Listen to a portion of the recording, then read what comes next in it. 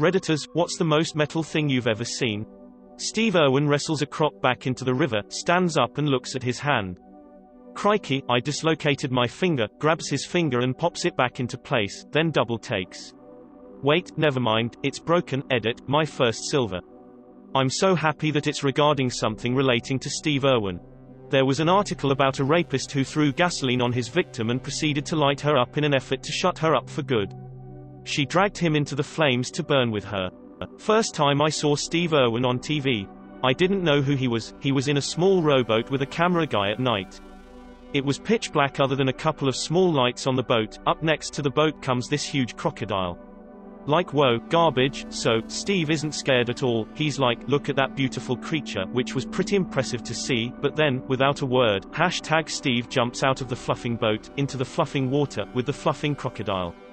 He's gone, the croc is gone, the camera man is now filming nothing but calm black water. I'm like, holy garbage, I just watched some dude kill himself. I was like OMG OMG OMG OMG, guy still filming, nothing but black water. Steve is dead. What just happened? Seems like forever. And NBSP, and NBSP, and NBSP, but then, bloop. Here comes Steve out of the fluffing black water, with a giant fluffing crocodile over his head, and he throws it into the fluffing boat, like holy fluffing garbage. What the hell is this garbage? I was an instant fan. That guy was amazing. Not perfect, but such a big heart and much more of a man and a human than I'd even hoped to be. Miss Steve. My boss drilled into his hand when a bit slipped. Got his knife out. Picked the filings of steel that got into his hand, got the alcohol and poured it over, slapped crazy glue to, closed the gap, and drove to the hospital. The crazy part is that his face never changed. No emotion at all. Edit, shout out to my other coworker that had 2 of his fingers get caught on a rolling machine and torn apart. He just turned around and said, help me guys, in the most nonchalant way. My grandma, while being the sweetest old lady in the world, is fluffing metal as garbage, eldest of 5 kids, dropped out of school at 13 to help raise her siblings. She's had cancer over, and over, and over again. Thyroid removed, full hysterectomy, 1 kidney removed, no gallbladder, skin cancer 5 times, and has been living with leukemia for 20 years. My grandfather was murdered when they were in their early 60s, she's 88 now. She stepped in as parent number 2 for me and my brother when our parents split. 2 years ago she got pneumonia and her lung collapsed. Things were looking mighty grim. The doctors told her they'd make her comfortable but it was unlikely she'd improve. She basically told them, fluff off, I'm not dying this week, do whatever you have to, so they intubated her and had her awake and on life support for a month. She pulled out of it and is back on her bull garbage now like nothing happened. We installed a stair chair for her but she really only uses it to bring her little dog with her upstairs. She's got every excuse to be bitter about a million different things but she's just not. Her resolve is fluffing metal and she's my absolute hero. I didn't see this firsthand, but my dad's friend told us about one time when his dog chased a bear up a tree. In a dog versus bear fight, the bear would win every time, but they tend to be pretty timid so this dog traded it. The guy calls his dog back into the house, but before leaving, the dog pees on the tree with the bear in it. Super ballsy on the dog's part. I didn't witness it directly but it absolutely qualifies. A few months back my friend noticed his 18-year-old cat seemed sick, just really lethargic, and seemed to have a small wound, bump on his tail. He kept an eye on him for a day or 2, seeing if he was going to have to take him into the vet. 2 days later, the cat barfs up a dead black widow spider, and legitimately went back to normal after and cleaned his tail wound himself and it healed. This fluffing cat was bit by a black widow and then ate it and came out completely fine. So metal, edit, added an unnecessary apostrophe smiley face. Iguanas vs. snakes. https://www.youtube.com/watch?v=rv9hn4 igafem closing parenthesis planet Earth E. At the time I was a court tech at a major trauma hospital. Patient comes with gunshot wound to forehead, self-inflicted, with a .22 caliber. They were alert and orientated and following directions but kept trying to put their finger in the hole. They were surprised there was a hole in their forehead.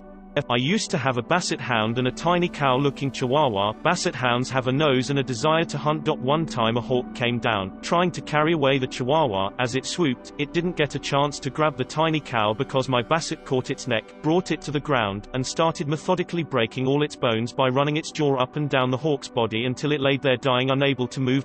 My dog won't even eat other animals. It just hunts. I worked at a music venue downtown in my city.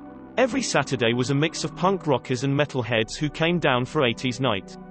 This disheveled dude stumbled in and walks up to the bar, he, long greasy hair, a bloody busted lip with 2 matching black eyes, reeking of whiskey and a bad attitude, me, 6 hours into a PBR drinker's shift with a tip bucket full of change and the occasional dollar, he orders a PBR, and hands me a $10.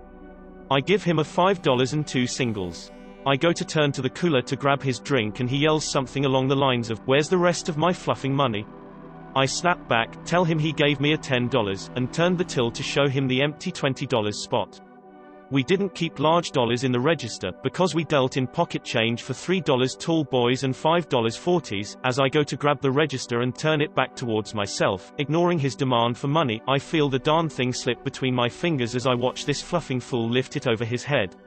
I hear people yelling as they realize what's about to happen, while I drop behind the bar in hopes he doesn't bash my brains. In a matter of seconds, I hear the most animalistic growl and heave as I watch the fluffer toss the register over my head, flying right into the glass bar.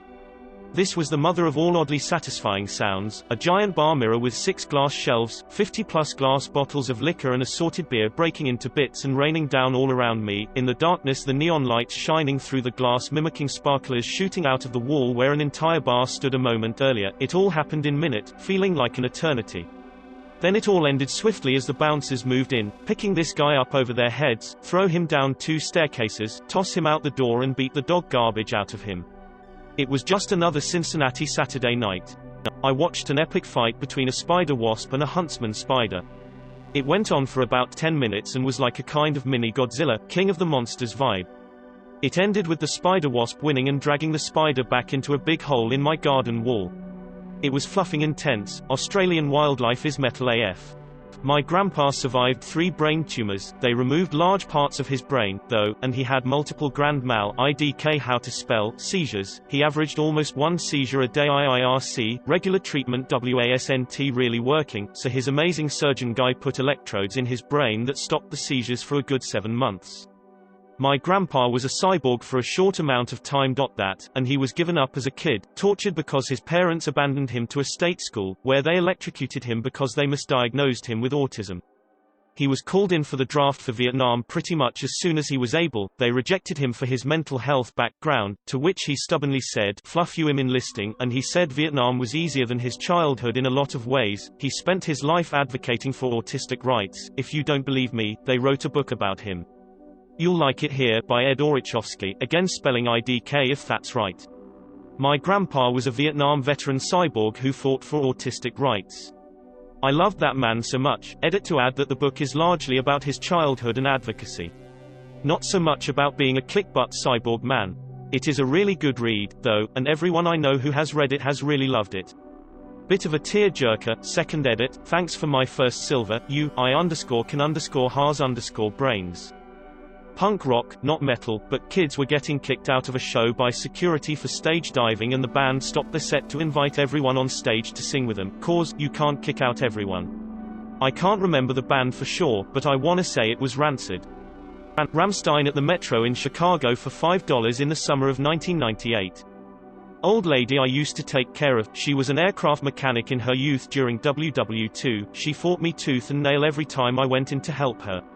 One day in the dining room she fell out of her wheelchair and busted her head wide open. She was 95, blood everywhere.